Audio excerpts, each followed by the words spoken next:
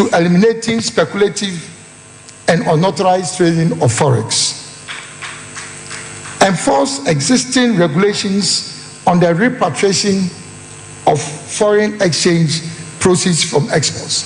I'm sure you realize that there are regulations for the repatriation of proceeds from exports, and yet nobody respects the regulations.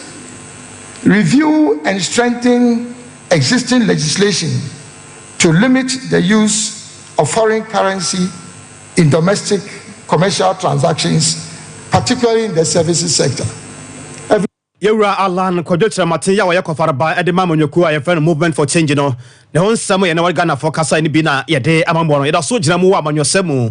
Sabaya baby, a Bemajana, Babetimia, Jana, baby, or Bajana, Babitmako, who say, Yapehusam, Eko Piemu, Ewamara, Sabamudi, Dika, Esapan, and Chimahusam, Crako Piemu, Ewa Court, and Sababy, Abedrucha, Sabayana, 1 year, O see, and Namu Betimia, Jana Pepe, Nakobase be a Bema, Enya, to me, Cassia, Changoba.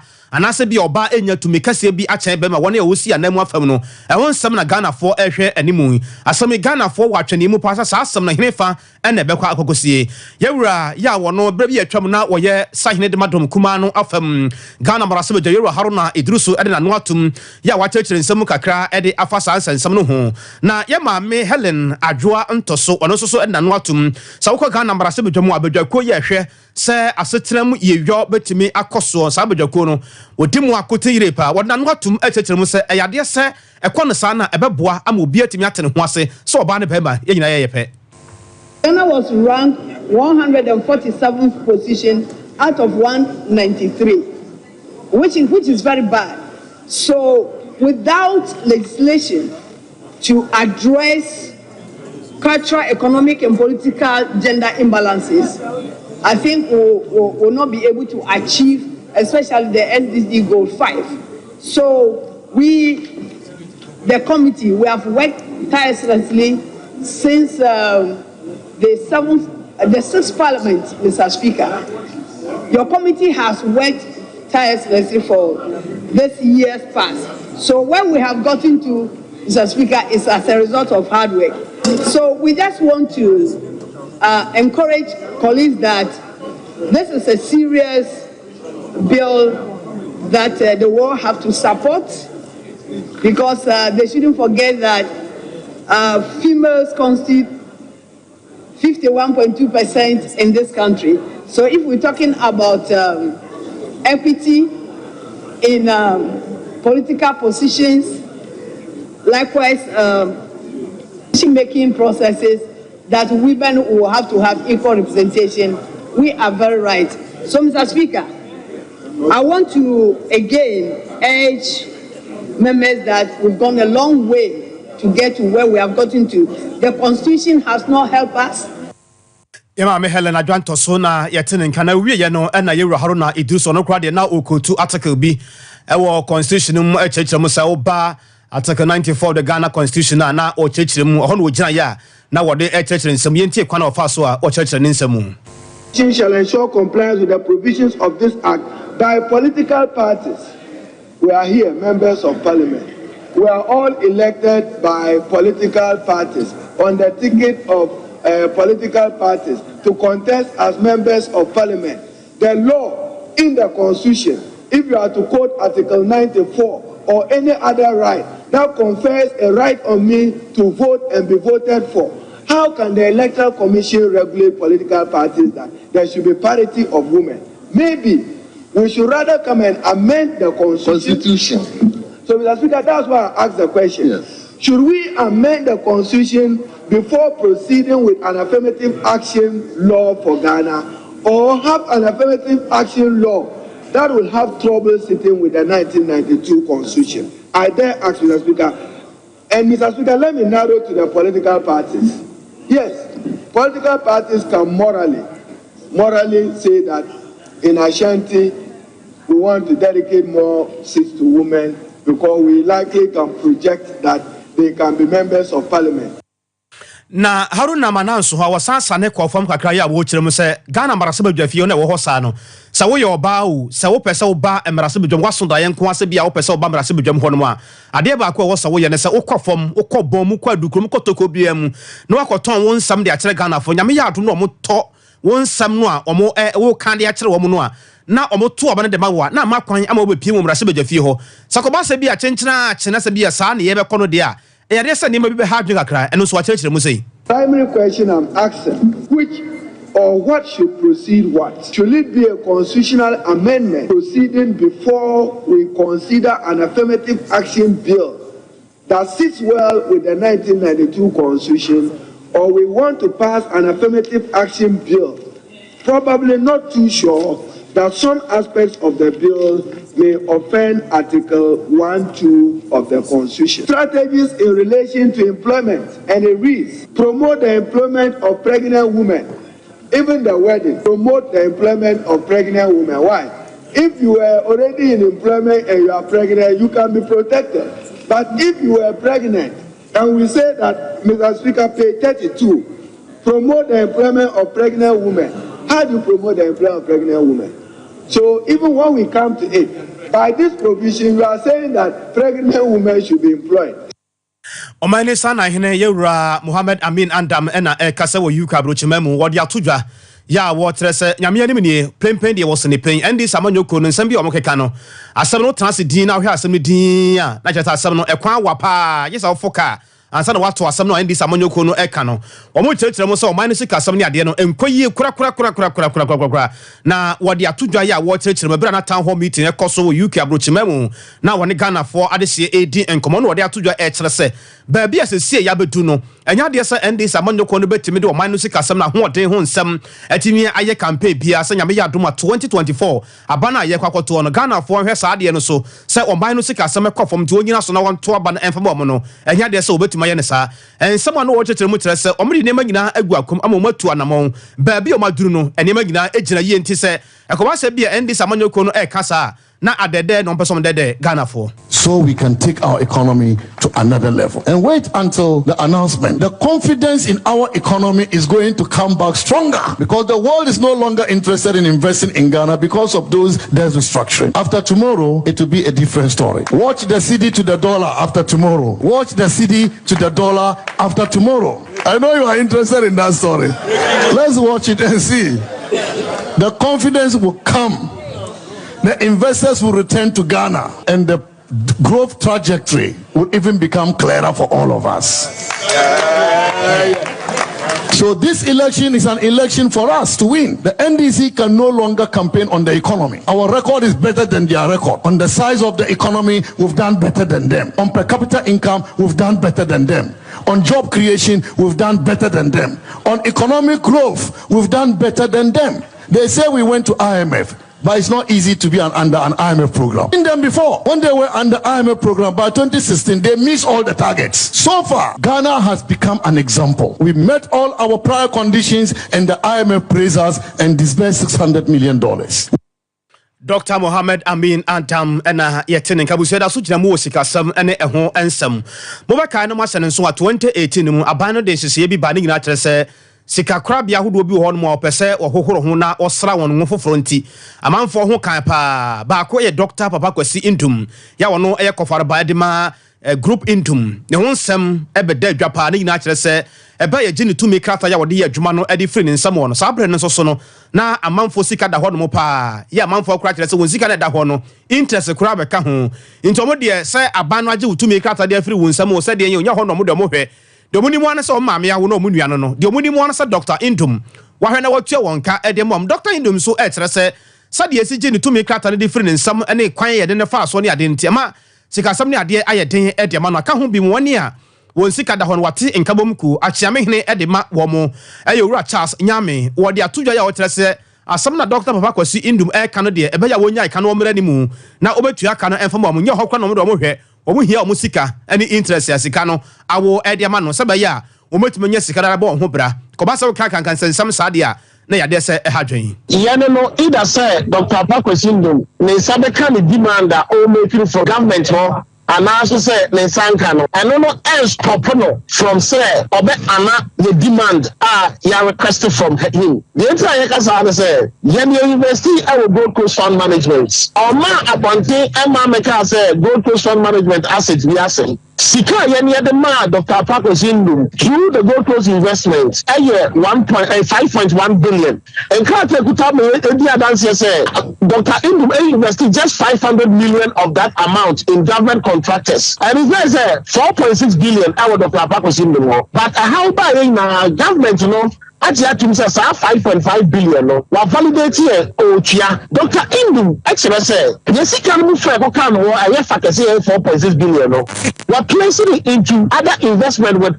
private entities. It was placing it into investment and say the money keeps yielding interest. You can't go so the interest. And by year catcher me say yes can buy no for 6 years now for so be any so but you can't go for Cassiana I want yield interest there. All my bontima all my 6 years now interest that was saying higher there. And we say the customers for there. Now also payment plan extended to within 90 days and no family theater. And it's you sika or free a buy so you make this demand no. Then the sika one placing into investment with other private entities and you make this demand. Demand the amount of that person to say one all about no sika no placing with private entities no. Interest was saying higher for 6 years now because another calculations or they discover or just sika the buy and went to 1.8 billion 6 years now sika about 7.1 billion and the next on the sika no sana on upon and it's you believe 4.6 billion also with the same calculations or they just transfer buy one 4.6 billion 6 years down the line and also the work I saying Pani kwankyerɛ for ɛwɔ bono mantam no ɛde magana is commission Yewura Ahmed Ibrahim Bambila ɛna ɛkasa yi Yewura Bambila ebu nkonta akyerɛ wiase ne Ghana fo nyina akyerɛ sɛ nyame anim nie baabi yɛbɛduro de hadwen sawdo ne kyerɛ ɛwɔ bono mantam no mu a sɛde HIV yare no esi ɛkɔsoro no ano ɛden kura afranse no mu nkontabuo kura wɔde maayɛ no ɛyɛ 934 na wakyerɛkyerɛ mu de akɔ mpɔtamu ɛne nkroto ahodoɔ no ɛne mantam no bi wɔ hɔ no mu a o bunkonta no e de afa ho abusua se ne sitie Yewura Ahmed Ibrahim Bambila ekyerɛkyerɛ mu sawuro ne kyerɛm e wo banda mansene mu sei no a wo munya cases ne new cases na frase no 17 Brekum municipal enya 111 wuro ne kyerɛm e wo Brekum West a munya 30 Doma is 79 Doma Central 85 Doma West 30 German North munya 74 German South 96 Sunyane Municipal 152 Sunyane West 76 Time Ensenum enya 92 Wenchi District enya 92 ne nyina na kekabo mu a eye 934 na omo kyerɛ sɛ sɛdeɛ omo din komono ne omo hwehwɛmu ne ba bi a omo gyina ya omo bu nkonta ne kyerɛkyerɛ mu a enipa bi wo hɔ no mu a omo kɔ no raw saa omo no ho ban eye ni no abɛsene kɔ eye ni abɛsene kɔ ba wi a kyerɛ na hwewiem na wa fe ne se bɛkɔ no anya ace ayade say hadwin into opani nasem 2023 Kenya a total of 934 new HIV 11 now Brekum West who recorded 30 then Doma East 79 Doma Municipal 85 Doma West 30 German North 74 German South 96 Sunyani Municipal 152 Sunyani West and also recorded 76 Time District recorded 92 Wenchi the last district 92 until when in 934 new HIV infections we recorded Bono Mantem. Now the HIV prevalence national level the HIV prevalence 1.5 but Bono Mantem the HIV prevalence 2.12 in the whole Ghana. Mode of transmission is still sexual transmitted. Majority, almost 95% of transmission through unprotected sex. So for teenage pregnancy, teenage pregnancy is on the ascendancy, and then the very factor that gives you unwanted pregnant is the same factor you get HIV infection because it's through unprotected sex. Yewura Ahmed Ibrahim Bambila amananso ho wasan to aso na odi afutu ma Ghana for se ade no se wuntimi spell a entwero kra ne nyina no ekyere se se ade no hwana se bia wontimi mo ho ban a no wate ho de afiri ho wakopɛ oba bia tena na omo mani abre APS ni bidi akɔwuo mu no no makɔ akɔte no de akɔwuo mu enti wobɛyɛ nso ano abɔ ho ban na sɛm nie. Total abstinence, abstaining from sex. If you are not up to the age of marriage and you abstain, then you are 100% sure that you HIV. Total abstinence. Say to me, adopt total abstinence. You will be faithful to your faithful partner. Me choosing me words, no careful. Faithful to your faithful partner, because if you are faithful and your partner is not faithful, then the third one, correct and consistent use of condom. If you cannot be faithful to one partner, if you use condom, now we use condom there. Now you use condom. Oh, I am a regular partner. The third one here, desist from sharing sharp objects. The fourth one, that's A, B, C, D. You want to cut your fingernails, do it by yourself. If you shave, destroy the razor blade or the shaving blade. Don't share with your siblings or your children. We have fifth one, which is E, early treatment of STI. And you may know Siabram Cassian, I will go so I will share some part of it. Sompa 93.1 FM Ewok Mase, Sompa 93.1 FM Ewok Mase, Sompa 90.7, Sompa 90.7 Ewo Bono Nepo FM Kranza Kentampo Tachima and Potamu Edamuina Mwase, Sompa 98.9, Sompa 98.9 Kenya Kune Busian Fono Ekuremu Ewo Ho, Edamuina Somwase Ewo Empotamu Yaya Live Ewo Facebook, sompaonline.com, sompaonline.com with my dear Chi, Ma de Ekobiano when you be Ahisha Abusia, the Omo NSA. O mai mo aye wo mu ansa na ebi kura wanya asase ne bia opese asase no ebia wo bie shop bi e wo so anase ebia adwuma bi e wa bie ebia wo store mu anase bia kwan ho ba bi no ni ade no cruise bi e wo krom ba bia mantam no ba bia mo wo ho from Goro Boys se bia wo ka ho pipa kura ne bia wo koye bibi wo ho a Goro Boys o fa highest Goro Boys o fa highest Goro Boys na no aka ho bi ama office of the registrar mo de atodwa ya etere se o mo boga na fokoko pa se obi ama na ni na ho e wo Goro Boys no ho se wadwenya wo se bia wo penentem nti wo fa Goro Boys so a wo de mobile money number bi be ma wo tuafa ha ye ne sei di we na beba si ame ha be wi ache no wani so atew te nti wo mo sere Ghana fo nyina se obi ama na ninda ho na nensam twofo nhyamudie ye course no to nsafe won ya woton ka ho nema ye bi free aboso kan na afenso so no miaye makola market dwadifo nyina nso so eka ho kokompe spare parts dealers mo nyina ka ho timber market dwadifo no mo nyina ka ho ensam a ye maame owura yere Jemima osai oware wode maye no abusuane e onye ye o church bibia keke wo pepa no with uska wa mo documents so e ba na question no tin kwa police system is way to scale what say to the company na put it on church right inside na share officers no that war tax. Another thing, yesterday I had them for future. You know, from the Goro Boys started were sent messages to us. First, as Mark will be. Oh, what you send a message there? You know, etc. I hear your office. May accountant, may a lawyer, may a dam. Yamu number in Chinese day by this time. You will use reference and you must be here. When can't show the hour there. Etc. You need more number here. Oh, I see. You need more number here. You go be up to there. She's got to move on the very pushing. If I report to my police, you read. Yeah, bank or bank or I go to the coach and this time. A kind of catch of the ultimate start 222 hash. Yes, on ultimate here. The Mr. Knock Ghana.com or a bank payment platform. It's up through the payment platform now. Up to your account. Not just come over here. If I have not show the answer, you do not have there. Ontia more, but your work as a coach for wire receipts. The payment will be a Abusia ye kwaye nimu wo ensamfo from Meshai Kase na senam di kan tia wo na so se ensamtwofo nhyiamu de bi akoso e wo UK abrochimamu na Dr. Mohammed Ami Adam dwumade no ase ya me de sha ase ma wo no dwumade no ase no na yewura Godfred ye boatame na owo ho wono so ekasa wo dwumade no ase mo beka no ase nso a yewura atoba forcing edwuma ko enyam ese ma baton person no so wono mara se badwane Ghana mara se badwam kuma na afam osahene de ma wo mo no ne won sansam kire se ebra ye ba no paase onkope ambulance emfa mere oman na ekwan ya ambulance no to ene ne beduru ne ho nsensem wo no abusua awia mmɔ ekwan ne ofa so a wodi ne dwuma no nti na ɛho akohia sɛ yɛde ne court na wɔkyerɛkyerɛ nsɛm kwan afa so wodi saa dwuma no ɛwɔ Ghana edimu na no ɛna bɛtɔ dwa sɛ kwan afa so no na kyerɛ sɛ yade sɛ hatwen na anototoɔ ɛkɔ so court no ɛfrɛ yɛtoto ano ɛne adeɛ ɔpani a wɔtɔ so miɛnsa yɛwura Richard Jakpa ɛna yɛtoto nano yi ɛwɔ court na no abɛtɔ dwa ama yɛwura Godfrey yɛbo adwame ɛkyerɛkyerɛ mu sɛ wɔkan no wɔbo a ɛna da hɔ no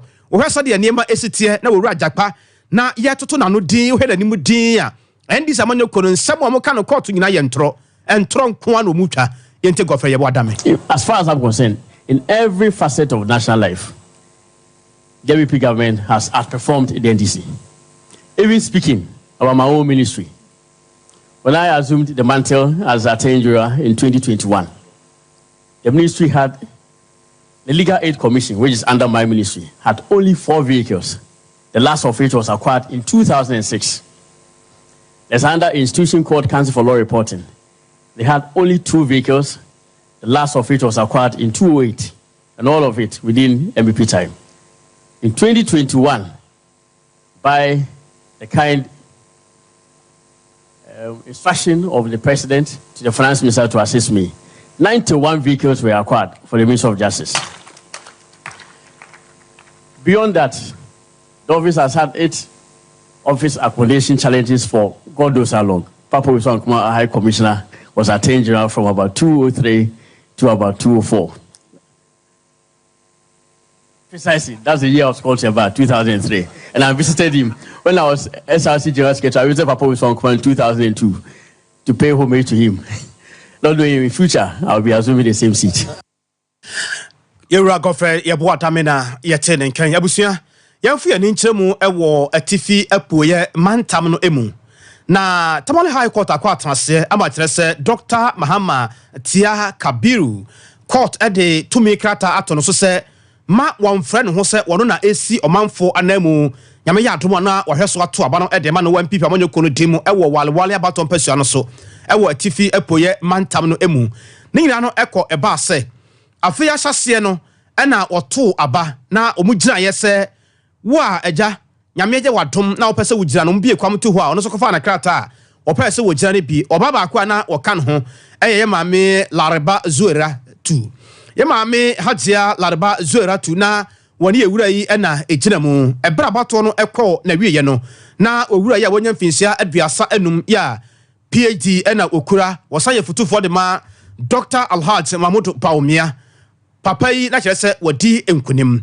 na ebra wokodi enkunim no ne mma yɛ wodidi enkunim ɛyɛ hasan aduanan enum 345 ɛna yɛ maame Hajia Lareba Zuela wɔno so nya 338 na no ɛna yɛ maame Hajia ɛkyerɛ sɛ dabi ɛkwane a Dr. Kabiru Tia ɛde ne fa so no ɛnyɛ de papa no yɛ smart papa wo wiem aba no wo wiem na de ntia wɔka sɛ wo wiem kyerɛ sɛ wo hwa abato na hyase ne mfimfini kopem sɛ bɛbobɔ aba no ne abato na wiye no a ɛkwan na papa we fa so wo yɛ ne nneɛma no na kyerɛ sɛ wo de tutu yi sidie no ho a na kyerɛ sɛ ɛwɔ tiri ne science wo dwa to court sɛ court enka mi ma no ɛwɔ Tamale High Court na mpa Tamale High Court ɛkɔ atrase na bɛrɛ Tamale High Court kɔ atrase na dai no atemu no aba bonten ama Justice Richard Kujapao na wɔte agwamu wɔde atodwa ya wɔtrɛ sɛ ensamu a ye maame Hajia Lareba Zuera 2 wɔde bɛda wɔ mo no ɔmati asɛm no din aboabo ankrata no din ahwɛ nneɛma din ama wahunu sɛ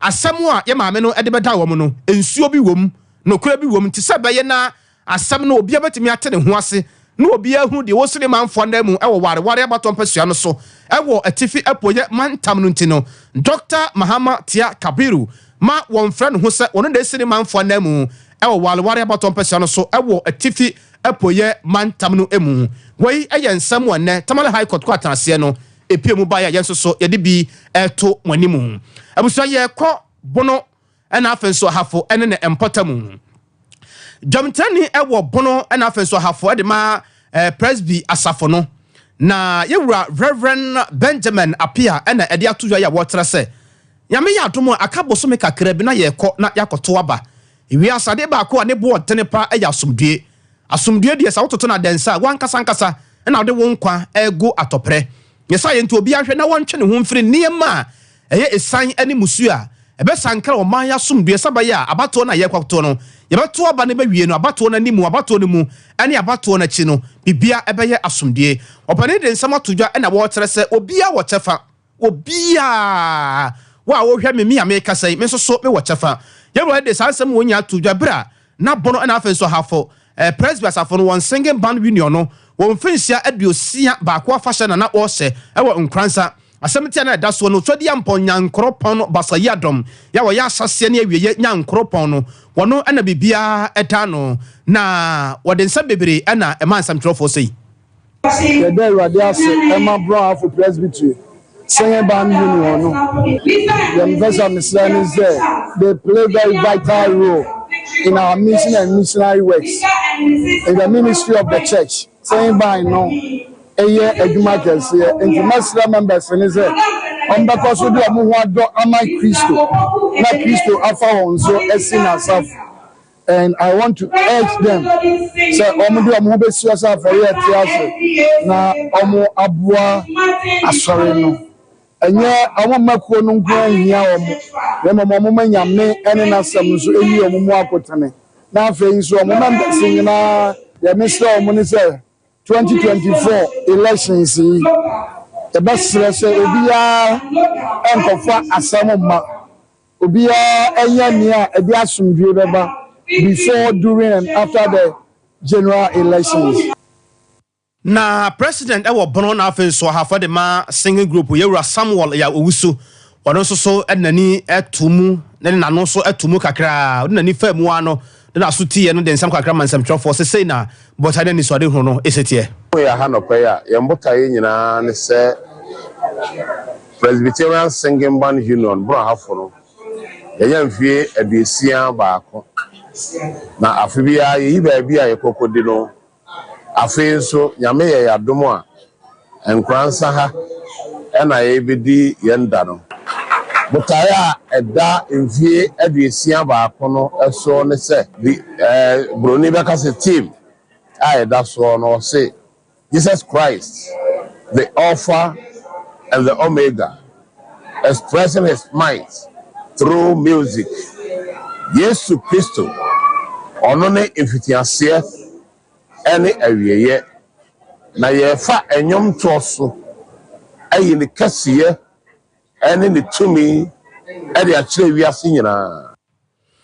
Na ne kwakra mu kra no opani ya your friend George Atachum wano so enwom no se ne to ne hyehye ne bibia no ne pani kwankyerefo de ma wo mo ne nsam a de jansam kyerefo kwan ne nyame de ya besia enkransa kodua mu ha se yemfa enwom to so me pagya ne din ma ni manina nti se ono ne ohene no ono ne asumdwe wura no a se odi na chi a umpan feda nti ye ba ha se ye be todwom apagya nyame din ama adom ene wiase afa na nyina hu se onyame nkwa na de ho to no so a on na betuna di aboa o NDC amanyoko no na ede nsem bi eto polisifoɔ anim ɛwɔ atoya tifi mantam ne mu ɔmasɛm ɔmode to police adwumakura no nyina ɛkyerɛ sɛ na no de adi ntro no na ɛkɔso no basabasa ye bi kɔso na sabasa na ɛkɔso no ɔmokata ɔmo ne tie no mo hunu sɛ adehye bi ya efiri NPP amanyoko no mu a ɔmo fra ɔmo mecho men ɔmo na ebedi saa sɛbi enyambrasɛm no ɛwɔ empotam hɔnom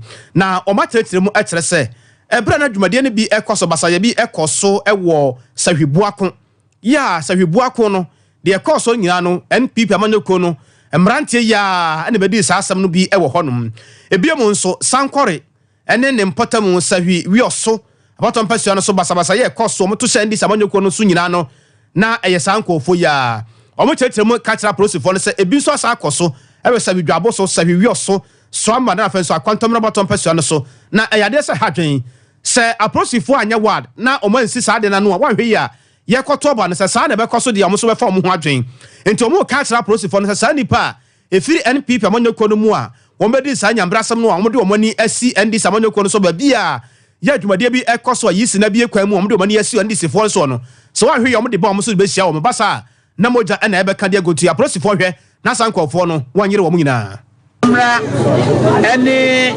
yoso any gabuso any dadie so some people so anenye ni nyina ni say MPP for omo ɛde atotra asɛm na ɔmo bu yɛn nkurɔfoɔ na ne nyinaa yɛ ma police asoteɛ so far no yɛhu sɛ ɔmo akye obiara na mi ba ha because police for hɔ na akyire na ɔmo ba bɛka sɛ nipa baako ofiri kurom ha no ɔmo akyire no na ɔmo ama ne bail nti yɛyɛ ka ne sɛ yɛtwɛn kakra ahwɛ deɛ police for bɛyɛ so ɔmo anya a yɛnim deɛ ɛbɛyɛ yɛyɛ ka kyerɛ yɛakyififoɔ ne sɛ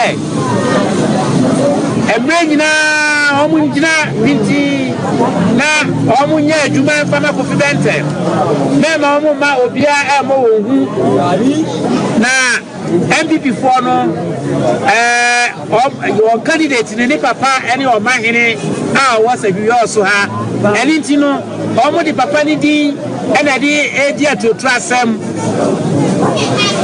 MPP for the papa ni din na di atotra asɛm ebi nso ara papa ni mu hwe di esre papa no nso onana yebu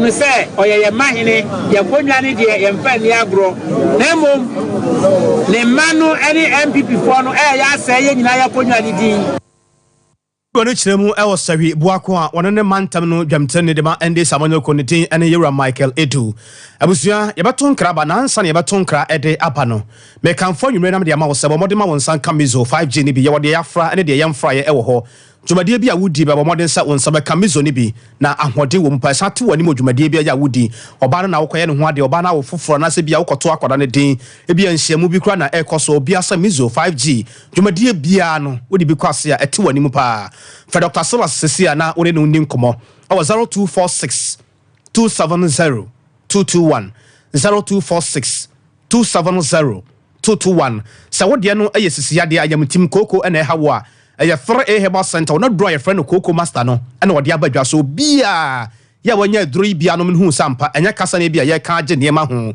mu na duro no ano ondam duro no so eye papa na edunua hini hahama dubra ena ye sa adwuma no koko na fifire henefa ebetu ase ebe hye ase kromra ema bie mu ebi wano maduro bi ebra koko na ema wonum sa duro no so wonum ye no anko afekwa na aka na kire kura kwa kuma to yam Mr. Heba Colinak Danny Heba no chapedank na tie na hya nso ye de no wonum a enya de se wo hawo ene ma ne bia ewa akire ede ma wo wonum a betimi akọ adwuma wonum so a wo betimi akoba bia ya wo pese okonyame ya atomra wo beduru fi a afi no download ne ma boko 0546 107 107 0546 107 107 wachira nyame ya dom a saa brede ya ade asampa chawo na di wo mo ne se mantam du nsia ne nyina ye wo ho yene sciatica expert no maka akira wo se 21st clinic ba ye no hu se kuro bi wa na ekuro bi so etoa so ene sen se ye mfa bibidro hahama enua hini ensa yare ne de 21st clinic eye hu adwuma pa ehwemu bia so ka hu bia no eye hu adwuma se awo hu nsam na ye dene be ma ye mere wo mpamu enamu yare e wakote ehwemu bia ya opese wo ye e wo nipa dua no ho no ne nyina so ye hu adwuma na tie ye na ye heda esi atana ye kese a ye de ye hwehwemu efa yare bia ho ansa ye de dro account yesa bia wo ba ya atana ye ho na ye de dro account da bi to konkransa na nempota mu senu a ye si atana ye kese wo ho no mfidie badwene ba huntahu na banane gu ho a ye de hwe da bia yare ne dani akyere yare no wo sesa no ho ana yare no wo fa hene hene fa no wo fa ye nkyesi no ha ye nkroso no ha ye nka na no ntum ha ne nyina no ye ho adwuma na de obi anim se agya ho abasobode pa no ene yare e fa no sciatica no se nye TV na wo hwa ma menkyere mu nkyere sciatica yare no so wo sisi achibo sa fa wachiri bremu no sa na ede wo ba fam e fa wo to osem na nkokom ho na atwam wo wanantu unapo no so se wa nya wo bi a nyamesuro na fa na wo konya malama na konfo azan bi a obagye wo sika gina obaka se obi na ato adu na so nya duto e sciatica yare no ye nkrobata no do so no pa simubra na ye yare no to ho na wo mu kofie 0540 311 0540 311 311 eya express ho kakra wai rasani ba wiase baje den se de wonam ne ye chedin a ya gibi efise wiase ba ye ya meche nti ye ba ya ne ye ko nti express ho kakra ewa mano ne bra wo kosua de bra wo koya dwuma bra wo kosua anase wo kosra wo bi no ne nyina no express group ena de wo ko efiri wo nkrata asem asase wa kwantu no ho nkrata asem empemprade be ye fo wa kwantu sam ho nyina no express group asafo labor runabout ye wo ho kana se first light ye wo ho nkran a ye adwuma asempa wo ho ya na etia ma ye ninkomo ye do be kwa kodura somdue mu ebe wo hawo ne ma ne bia eni akiri 0552 82 7787 0552 82 7787. When I don't Roma Sompa TV so ne Sompa 90.7, Sompa 93.1 FM, Sompa 98.9. Ya ton creator ni aba ya ban sempia ka tira ya de besoso.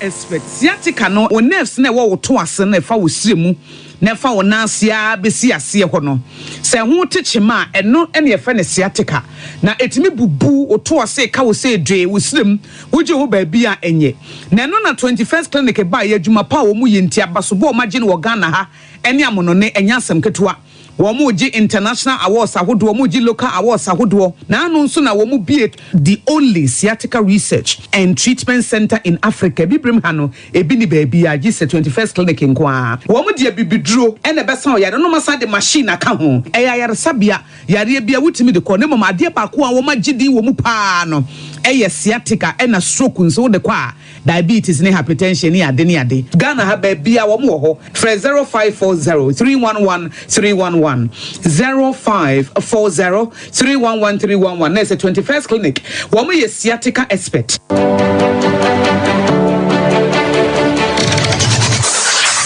Introducing Mixer 5G Sparkling Drink, a whole new refreshment in a can. Mixer 5G is a tasty non-alcoholic drink. It is a perfect companion for all your events, including parties, weddings, and funerals. It is made with green tea, ginseng, guarana, grapes, and grapefruit.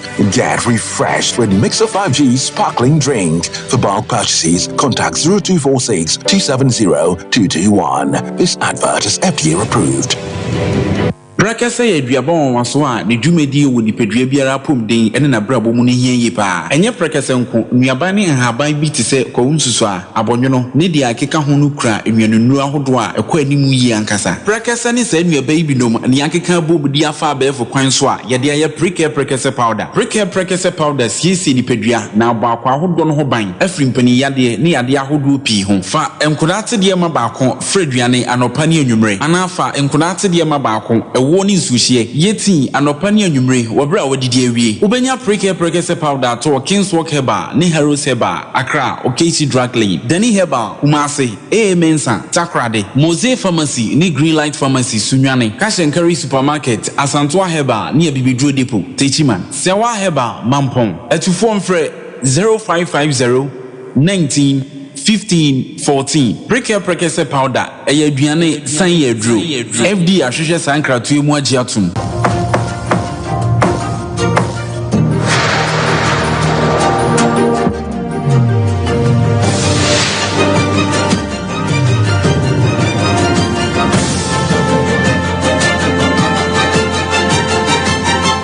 Sompa TV Emma Aketiapa.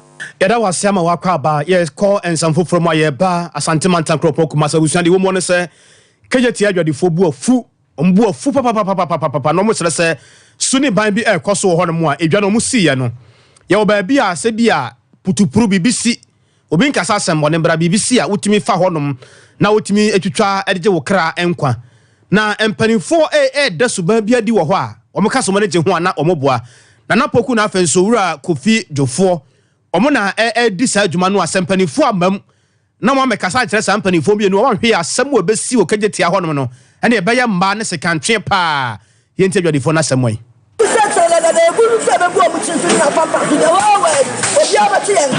radio station, TV station, TV station. Happy before, you have a problem down there. My brother, we want you the power.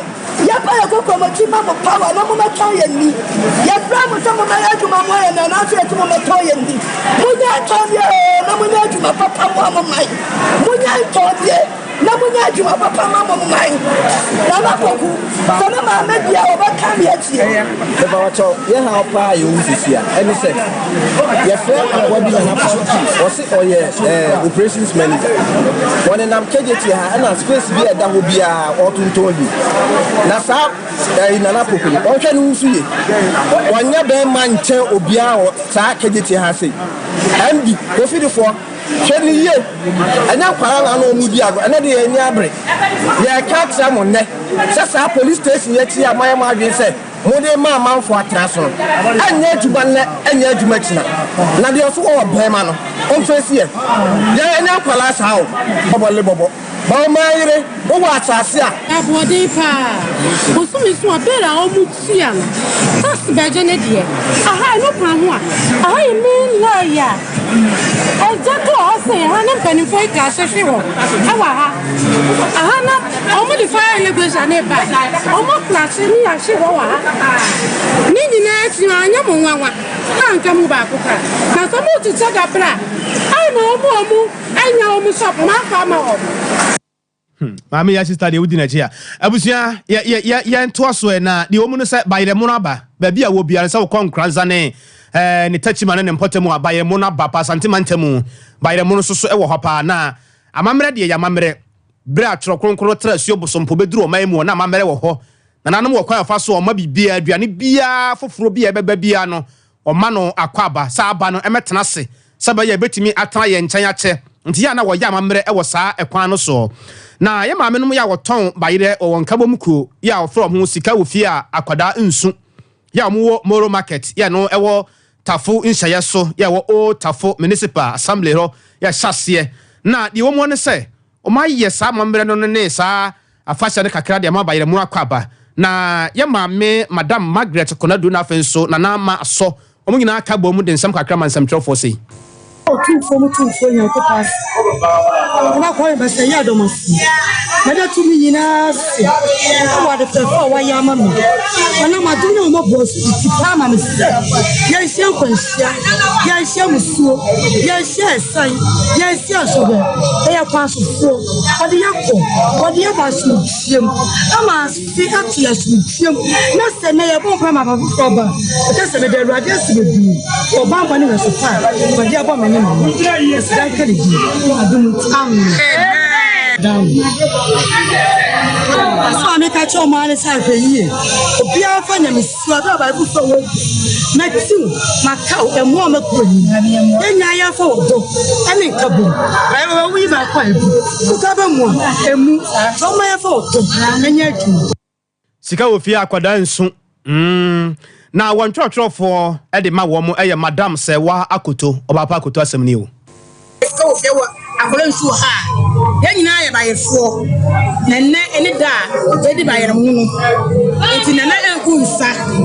Enti sika wo fie afa ya ho se.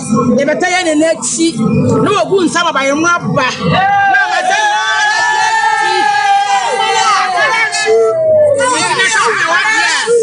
so fie betel neti so unsapa ya mama ya yesa bia so a ya gunsa na e bo mpe de ba ila ba mama sanya ya bia ti so wu yesa ma agatifo ya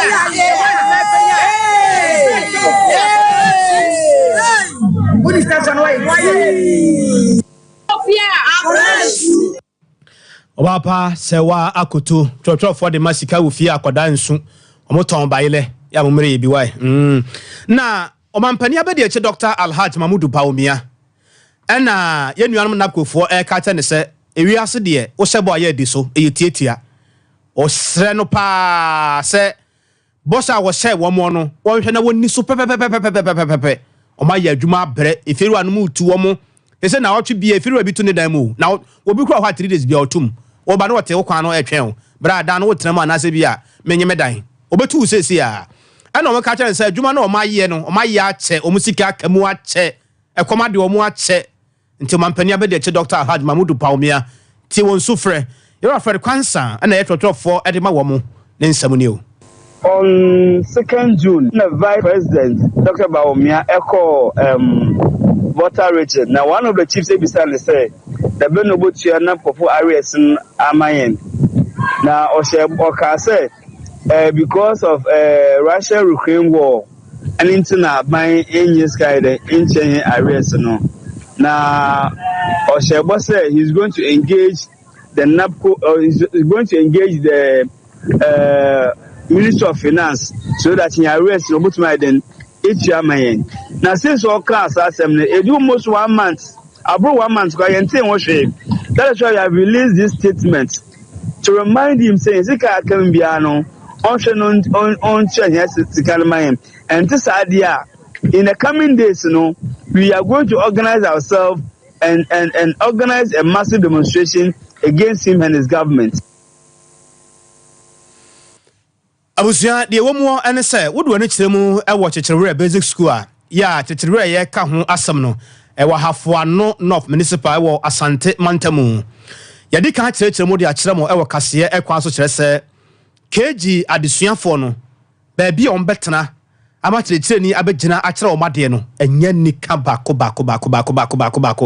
nkɔda ne ba ɔmbutu fam saa tete boɔ so saa na adan obi a wotwa blocks koraa no ɔtena blocks so saa daabi ɛha dwen papa ma owura bi ɛfɛ no Joshua Boampong ya sesei no ɔyɛ desuani ɛwɔ bia Lamtake College of Education yeah no ewo sehi dwaboso ya sehi debi so akọ mmoa ama wabere omu table ne nneema kakra agya nwansere ni hwe kora oposa ne nsam nti no kakra ono so betimi ade abeboa omunie na oto nsamfra busuafo ya wafa school ne nsam na nyamia ya adom na ebi aka wonsa se woni a owo bie ene ade nyina no bia ntwe na ne hwe school ne firi se school yi adesi anya school no ho mfaso no ano odene woni a watu kwan wona wo fie ne ade no obi anya na afamu de no janye school yi last year free school ebe fie buy no KG2 no say almost from na etro timi hu sa de no real hoye timi say maybe kakra boy school because I am old school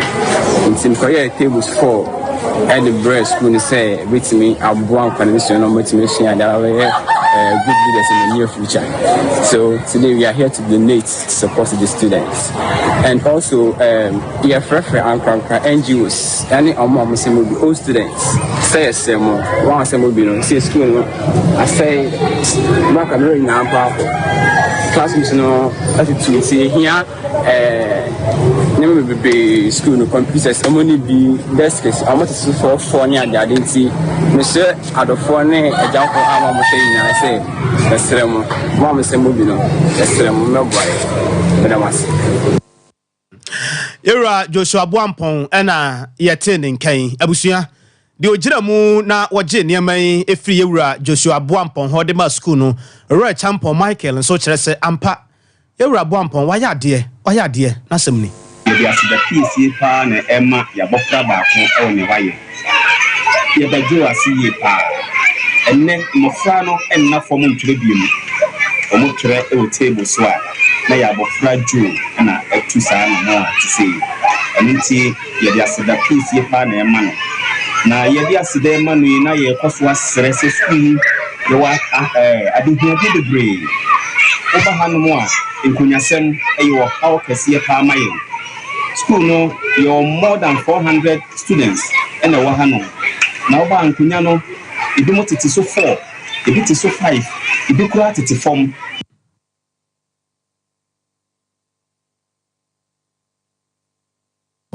nasemni ndede yam se yenia kuma bia wa ko school ha awi de nkunya badum ya na mo de bedan na me ba na kire se nkunya nkra no enya bi ntena so na oye table di bread sem kwan bi nyam class as a new assembly man me buy no mahu how school ni namu haya na mission coach school adan from ha nyina tutu enya kwan ba class nyina bi ni ho table o mo stress bi ni ka da form na ade then so say tapa district ha no ye ni presiding member any MC na o say ho na ye di kwadan o mo na enya ne ma free ho then so sabre ya any MC the presiding member yi die mesre empelifo mo abam na mbeboaye yeni ahaya ni nyina ko school ayi nyina ko school dan kaya company elebesi enye